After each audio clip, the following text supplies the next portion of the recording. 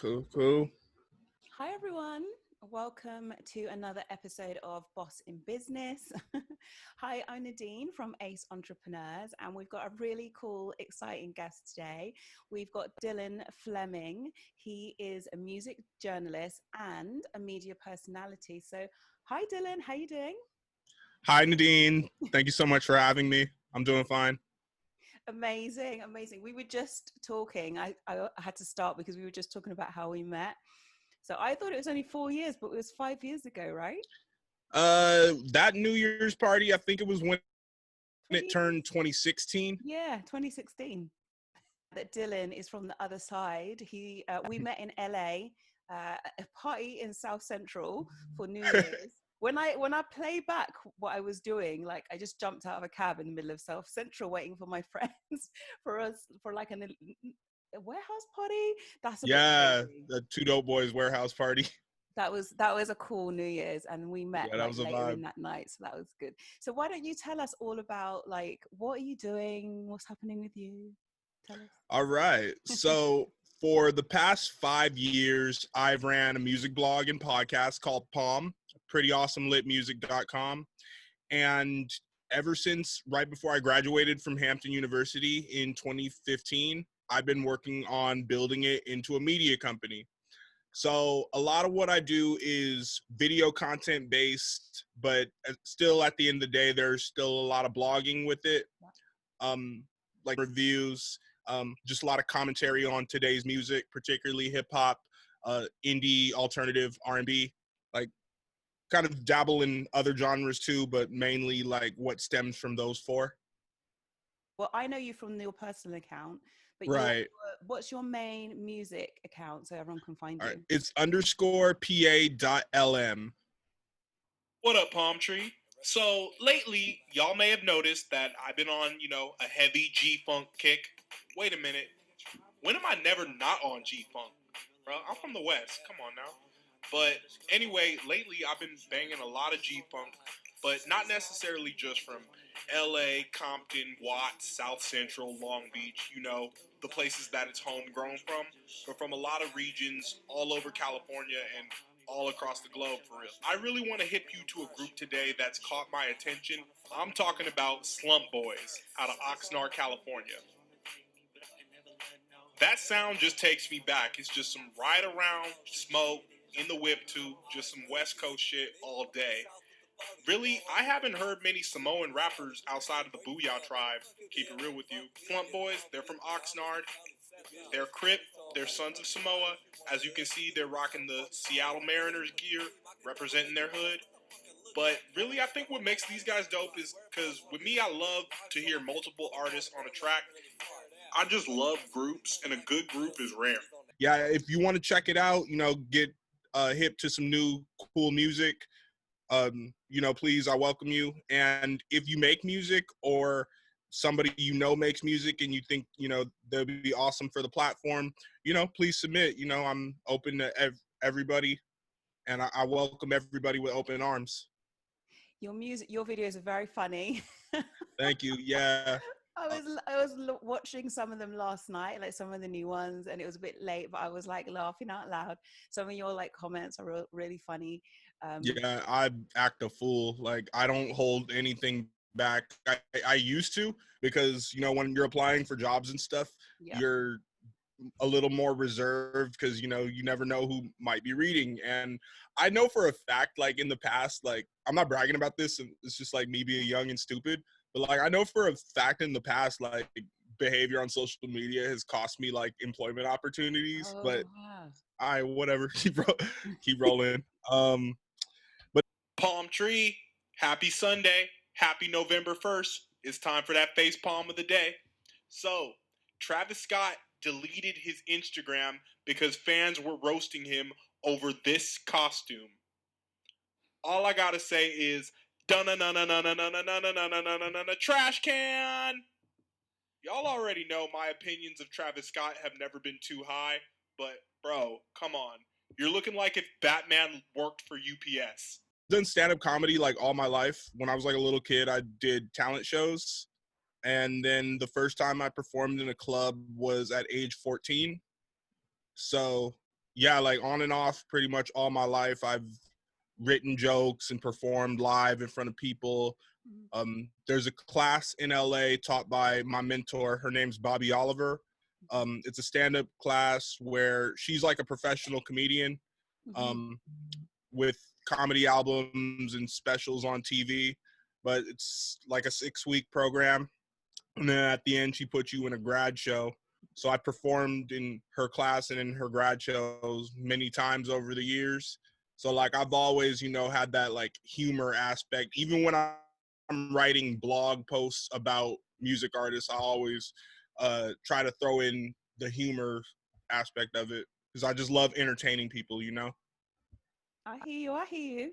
Definitely. You definitely had the right vibe, which is probably why we connected, like, and became friends. Cause like, I like, you got to take life a bit with ease, not everything has to be super serious, and more time, like when you're laughing about things, it's actually better. It makes things better. So, um, Exactly. I agree. that's totally cool. I've heard, this is not so much that we have it over here in the UK, but I've heard like improv classes and acting classes is actually quite good for if you want to be like a presenter, or if you want to have like a more of an easy flow when you're talking to people and presenting back and stuff, that actually improv is really good for that. Is that why you took those type of classes? Is it you want to become an actor, or is it more just to improve your craft? I'm interested in becoming an actor, but it's really just to improve my craft because that whole stage presence thing gave me like more of the confidence to like host and MC events and just do more public speaking things in general like that. Like I podcast as well. So my podcast is called Palmcast. It's on SoundCloud. I interview independent artists who I think are dope. Got up to 40 episodes now. It's soundcloud.com/pretty awesome lit music. Amazing. So cool. So tell us about your like media agency. Or media company? What's your All big right, so ambition? Palm. It's a underground music media company. Pretty much since I was like a teenager, I've just been really into a lot of underground hip hop. I went to like, there's a big music festival in the States that they no longer have called Rock the Bells. And the first time I went, I saw like Mos Def, A Tribe Called Quest, and Nas perform. So then that was, like my first kind of introduction into like real hip hop, if you will. I've just been like a music lover all my life. My dad is in radio and was a record executive. So growing up, like our garage was just filled with CDs. I never really needed to buy a CD until I was like in my teens.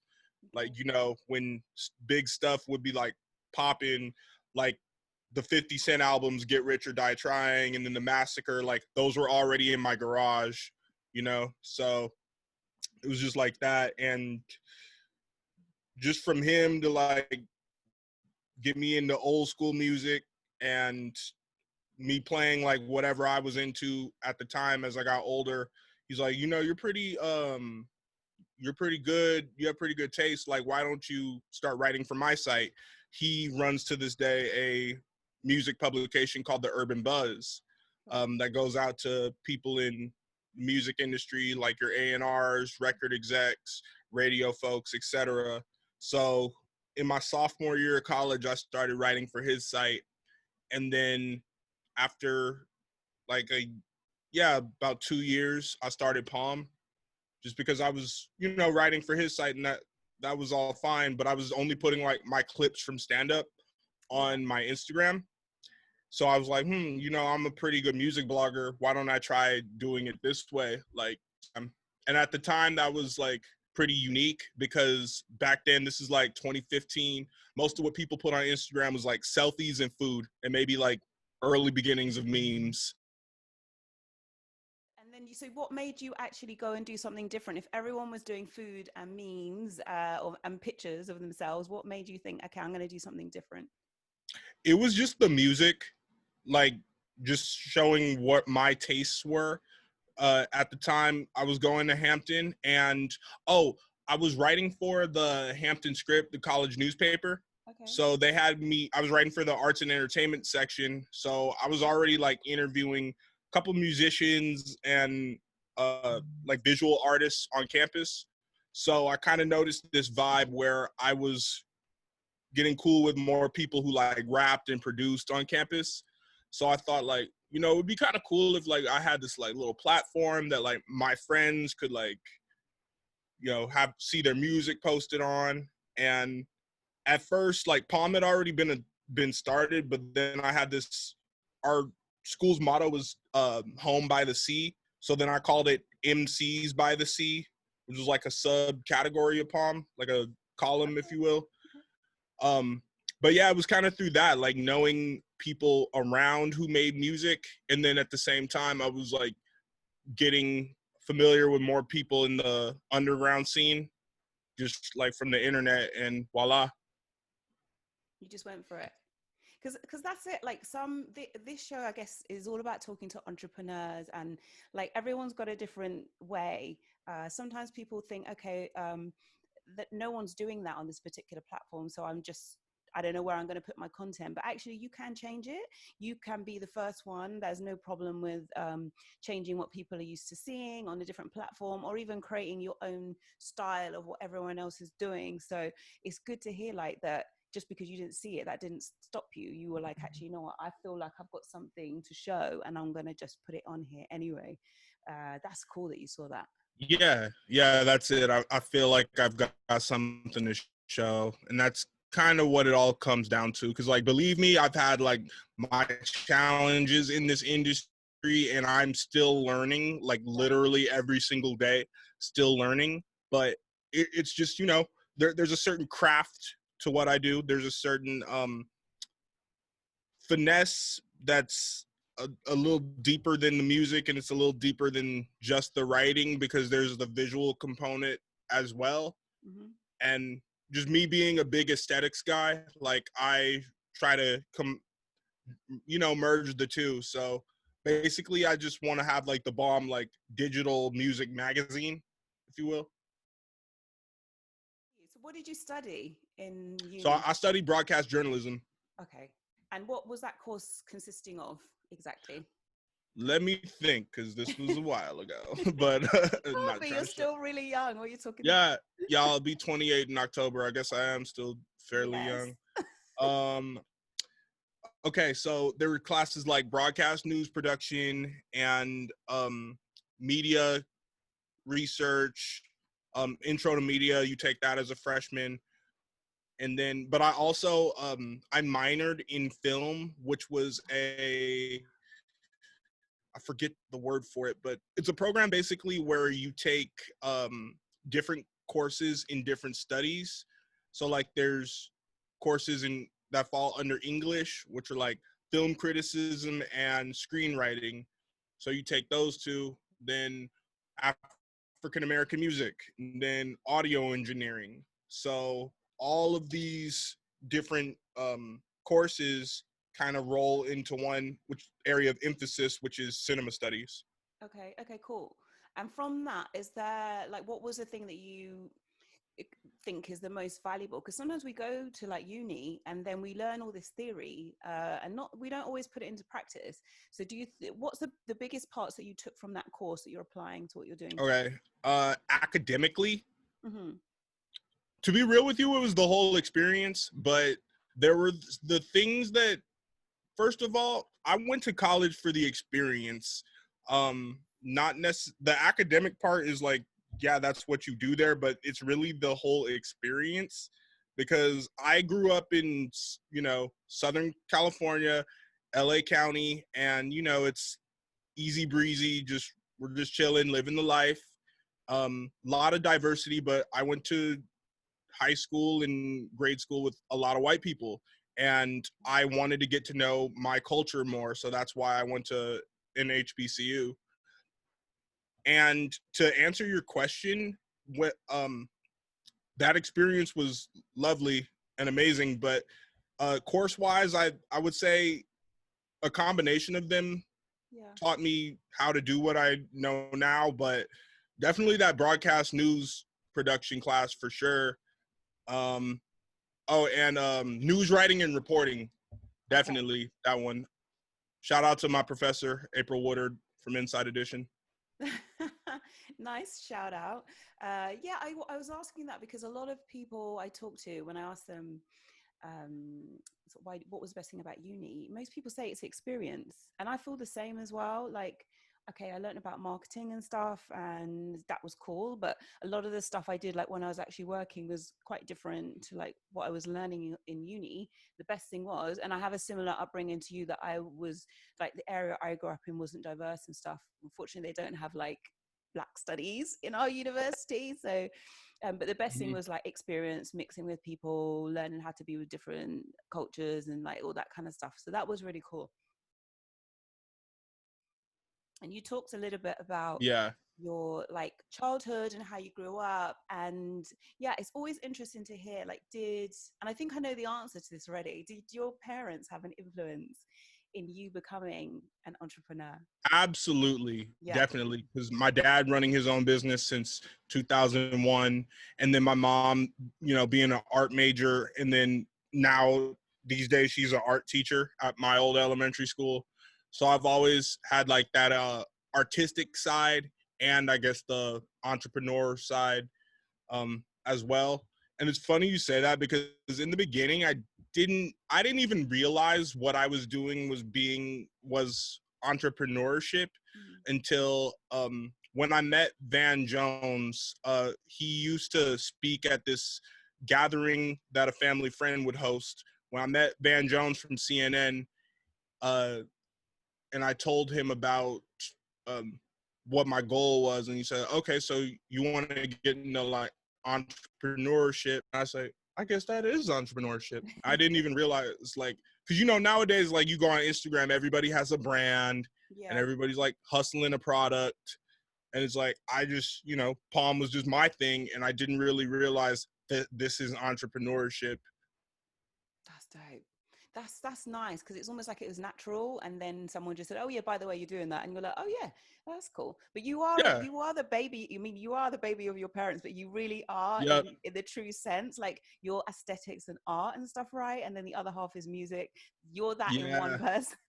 I'm glad you see it now. I Yeah. see it You now. know, I see it. That's meant. Even when I'm I an meet. only child too, so I don't know if Ah, that has anything to do with it. I don't know. You tell me. Does that have anything to do with it? Do you think? Uh, Best thing about it, all the attention's on you, and the worst thing about it, all the Attention's attention's on on you. you. You know that as a mom of one. I've got a mum of one. I may not have a number two. So that's what I think. I'm like, okay, at least you're going to get all my time and attention, but you get all my time and attention, which Right? means like I see everything. So, yeah, it's funny that, isn't it? Brothers and sisters, I guess they can like be an influence too, but if you're an only child, you get that zoned in focus. Out of all the things you're doing, what's your favorite? Because you've got quite a lot going on. You're doing Instagram, you've got your podcast. Are you on YouTube as well? Yes, I am. I'm trying to get on there more. The YouTube's been a challenge for me, just because that is the platform where you have to be the most consistent, and just trying to get those subscribers up. I've been doing the reaction videos lately, and at first I was like, why would anybody care about how I watch a music video? But those are actually really fun to make. They're easy to make, and Yeah. it's the difference between that and traditional blogging is that you can totally be yourself. It's just fun to like act goofy and just enjoy the video, or like constructively criticize the video. Yeah, I don't know if I call it construct. I mean, I saw one. There's not much constructive about it, but I was gonna say, because like some of your comments are hilarious. Not sure how like they're constructively criticizing. You're actually being like really nice about most of it, and it's just making jokes like on the fly. It's very funny. yeah, I'm a sweet asshole. Yeah, you are. That's a Can I really cuss cool on here? way. My bad. It's okay. So you said like you're still learning. Like, tell me, what are your biggest challenges right now with what you're doing? Okay, Mm. interesting question. My biggest challenges right now are, I don't want to get too wrapped up in like the social aspect of it. And what I mean by that, I don't want to get too wrapped up in like networking and wanting to connect with other bloggers and connect with other artists and caring about who's following me or following me back or who's engaging the most with my content.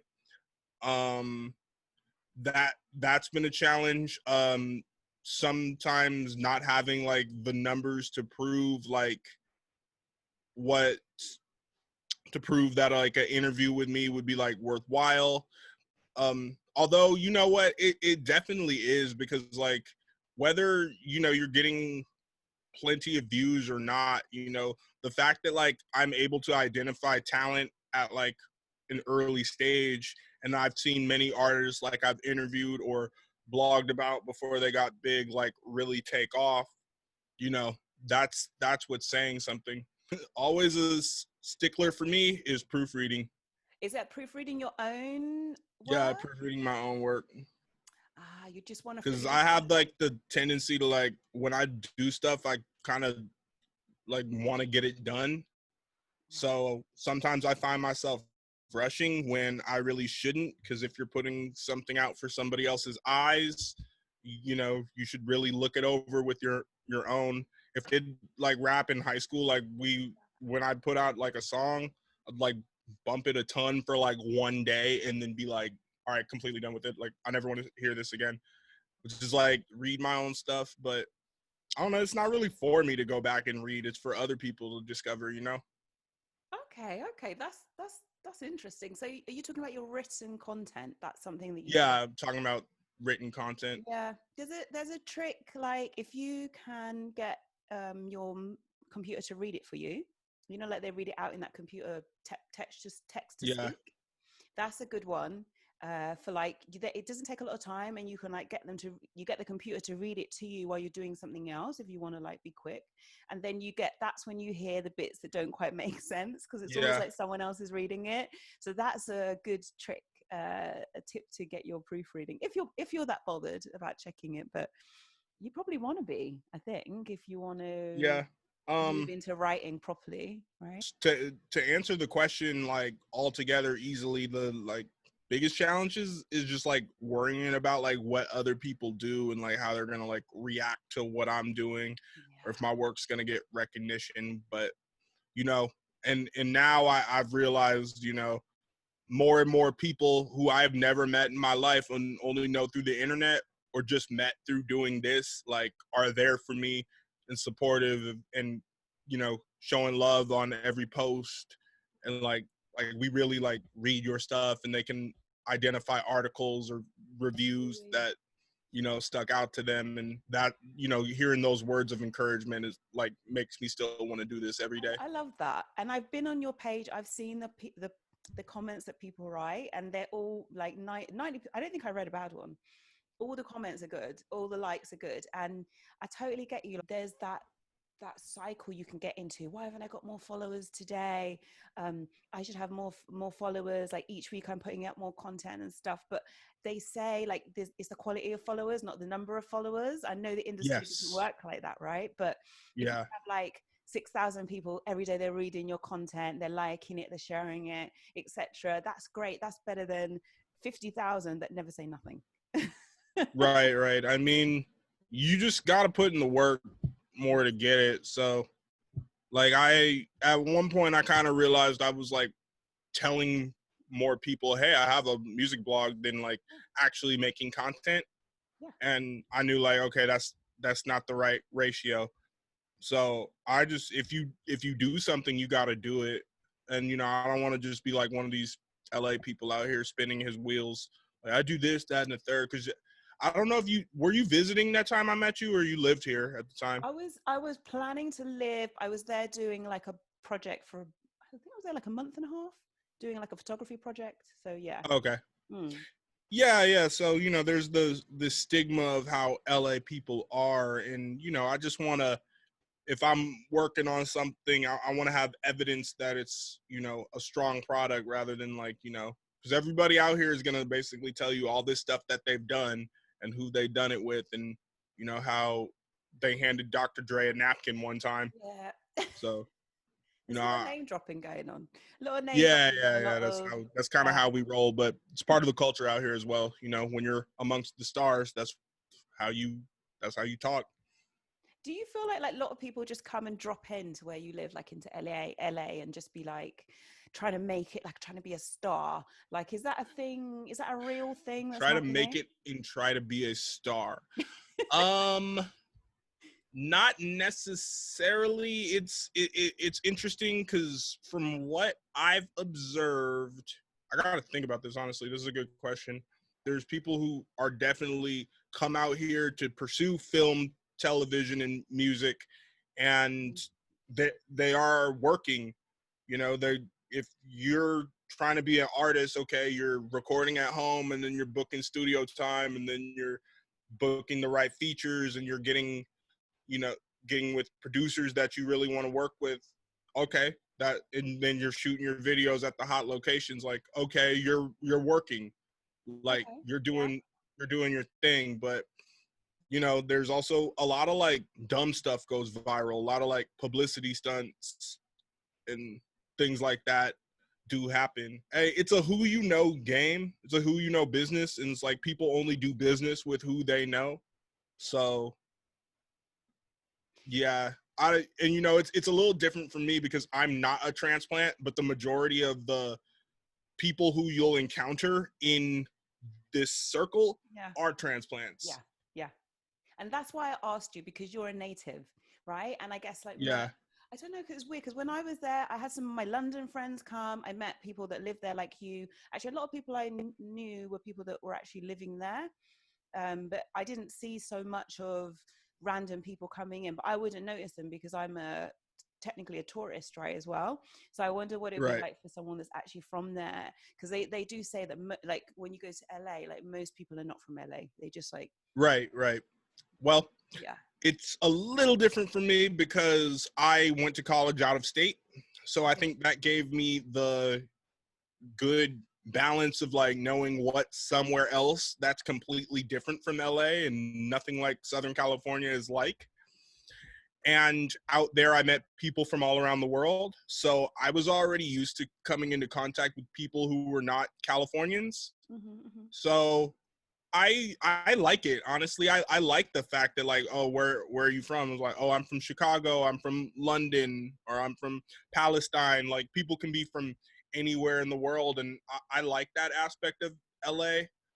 um but at the same time, I don't know if it's not really harder to relate to anybody, because for me, I feel like I'm the type that I'm a chameleon and I can get along with anyone, you know, no matter what race, background, creed, Yeah, whatever.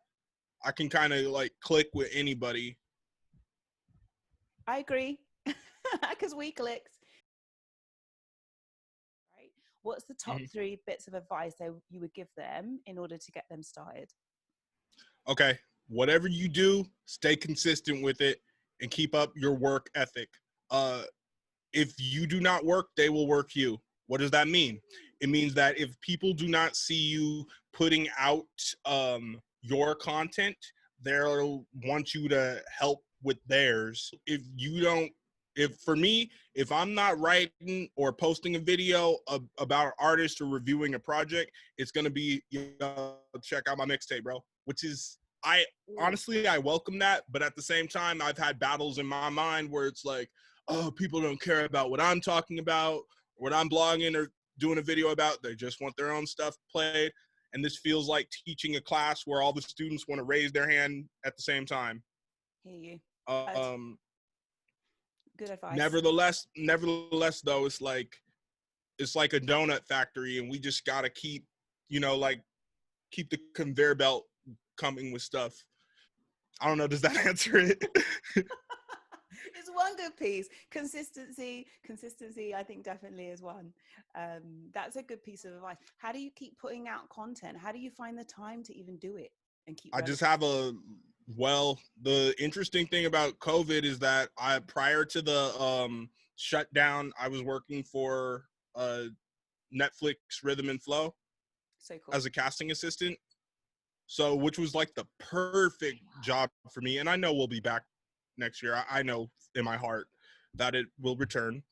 But the thing is, I've had more time to focus on Palm.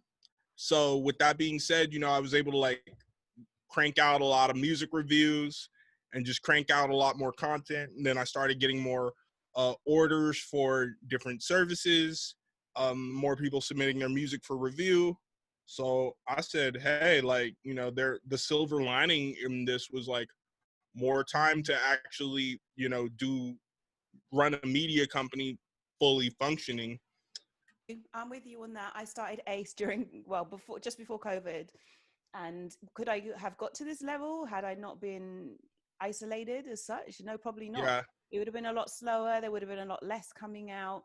And, that's why I say right now, okay, so a lot of people are thinking, I can't do anything. Actually, this is the perfect time to either take a massive rest, probably a bit long to rest for Yeah. 6 months, but this is the perfect time to like get up and do stuff and learn and churn out and get loads of content together that you can drip feed out slowly. Right. This is the best time to do it. And if you think about it, we will probably never have this much time on our hands again. Exactly. So, okay, great. So get more content out there and be consistent with it. And and then the networking aspect is very important as well. Just make sure you spread your awareness, put yourself out there. Like I am just, I teach myself a new thing every day. So a lot of what I'm doing is I, I'm not the most organized person in the world. Like, okay, so Thursday I'm doing this, that, and the third. This is gonna drop at this time. I'd love to be that way. And then Friday I'm doing this and the third. This comes at this time. This comes at that time. That comes at that time. And then we're always every day. Like I'm not that much of a routine person when it comes to Palm.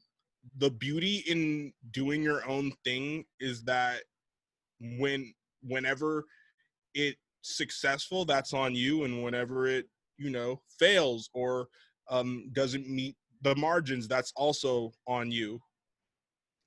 That is a great piece of advice.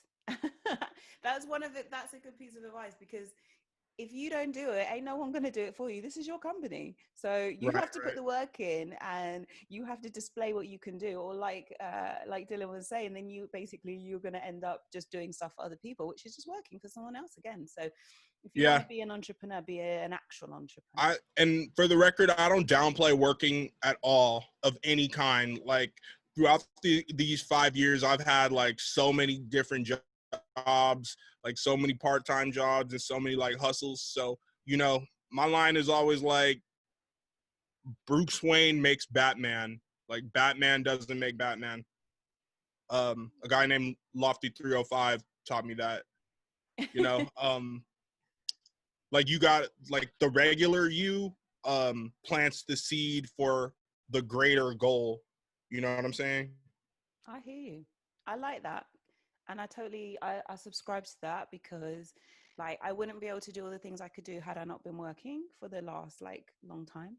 So all these things I'm doing now are because I've learned them, and now I want to share them with everyone else, or, do it my own way. So yeah, I just didn't want to be one of those adults that like, all I do is come home from work, eat, and then go to bed. Like, hey, Dylan, how's it going? Oh, just working. Like, no, like, because I refuse to believe like college is one of the most fun times of your life. Like, no, I just want to keep the fun and keep the experiences like increasing. Like, I just want to keep thinking it gets better and better and better. It does get better. Like uni and stuff is cool at that point in your life. Yeah, it is the best thing that's happening in your life at that point.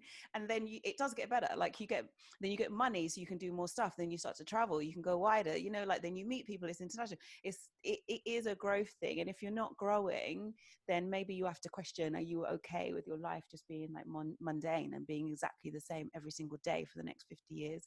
Or are you growing and growing every day, every week, every month, and like, learning along the way? So tell me, what was one of your biggest like fails or biggest lessons that you remember and you take something from? Biggest lesson, don't blab too much. Listen. Number one, listen.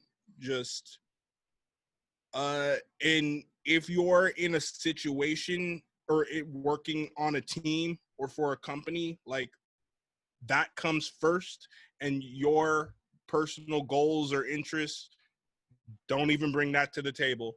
If you're on an assignment, you are there to do that assignment, and there's no greater goal or in game. Don't put yourself or put any of your like agendas towards an assignment, especially something that's like greater than you. Or when the moon blocks the sun, yeah. When like your small view blocks like the greater opportunity could lead you to more things for your own, that's where that problem lies, you know? Yeah, I like totally hear you. Before we wrap up, I was going to ask you, so have you reviewed any UK music yet? Charlie XCX, I reviewed her album. Okay.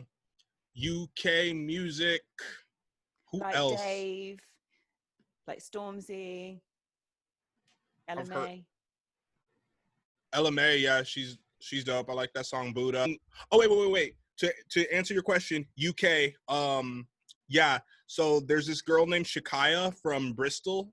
Okay. She's a R&B singer. She has really pretty blue hair. You should check her out. She's awesome.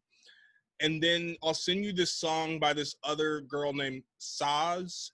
I've interviewed both of them, by the way, but Saz is a producer, but she raps and kind of like rap sings on this other song produced by this group called Aquafire called Highs and Lows. That's amazing. So out of the UK, like those two for sure. Okay. And Well, I'll then have to send you some UK. I'm going to send you some UK stuff, some other UK stuff that's not on your list. Definitely. I mean, I know about like Skepta, and Reggie Snow's been coming more on my Spotify radio. I'll send you some other ones. Some other ones I think you'll like. What we'll do is we'll have another one because I know this has been like really, feels like it's been really quick. Yeah, and then maybe we can do another one and talk a bit more. I'd love to hear more about like what you're up to and how things are going and what's happening for your future. We'll end on one thing. Tell me what your big goal is for this year. Like, what's your big milestone you're trying to hit? Well, okay, so about a year ago to this day, it was August 30th, 2019. We did our first festival, me being myself and my friend Vita Kari, who's a artist. So that was called Dot Wave, and I really wanted to do another live show this year. Unfortunately, due to the virus, that's going to be a no for now at least. But another goal is I really need to start having merch. So get some t-shirts out in rotation. I've been kind of hesitant on that, but I'm going to do it for sure this year. Because all the other brands I look up to who do anything remotely to what close to what I do, all have merch. Something that represents this that you can, reach out and touch, like my mouse pad. So I love that you just picked that up. That's that's a good goal, a tangible goal, an achievable one. What kind of product are you looking like? Sweatshirts, vests? Just t-shirts to start. I mean, I want to have I want to have it all. I'm kind of a whole hog person, but just to take baby steps into it, just the t-shirts first. So got to get those, and then like I already said, I wanted to have more in-person events because I'm a social creature. I like to shake people's hands and see the people, and connect with folks. But in due time, or I don't know if this is gonna last forever, but for now it's Zoom. I know. I would love to like be in the studio or something, not be on Zoom, but hey, like, here we are, we pivot. We have to adapt, like, chameleon. Yeah, but for creators from home, this is our time to shine too. And maybe you can have a digital festival, a digital, like, closed, when you get like those really small, intimate, acoustic, like type gatherings, there's no reason why you can't do a smaller version of your festival. No, right. Putting your content out somewhere digitally, getting people to log into it, and so you can see how many people are there. Just don't shut the door completely. There's other avenues if you're interested in doing that, of course. Oh yeah, I've thought about it, like having people like send in a virtual performance. Yeah. I've thought about it for sure. Well, All right. thank you for waking up so early. I want to start doing this more often. I'm like, oh, it's like only 9:45. I still have more day left to go. Normally, I'm like rolling out of bed at this time, Oh, just you get up and opening my eyes. no, get up early and do more. Like, but yeah, it's weird if you're like a young free person, then sleep. Because when you like when you get on later in life, there ain't no sleeping happening. You're up all the time. So enjoy it. Depends. Okay, so we're going to have all your details below. It was really fun chatting with you, all about everything music and blogging, podcasting, and all the other like things that you're doing. You've got so much going on. We're going to have all your details in description, and all of your handles will be appearing throughout this video. But just let everyone know where they can find you. All right. So you can check out prettyawesomelitmusic.com. The best way to keep up with everything is follow _PA.LM on Instagram. Twitter is Dylan is Palm. You can email me. I'm not going to try to recite that right now, but we'll put it on screen. And hey, that's it, Okay. Well, thank you everyone for listening. Don't forget to like, subscribe, and share. You can also find me at Ace Entrepreneurs website and Hello Ace Entrepreneurs on Instagram as normal. All the details are below. And yeah, we'll see you next week. Thanks, Dylan. And we'll check out. Thank you so much. You're welcome. Thanks, Nadine.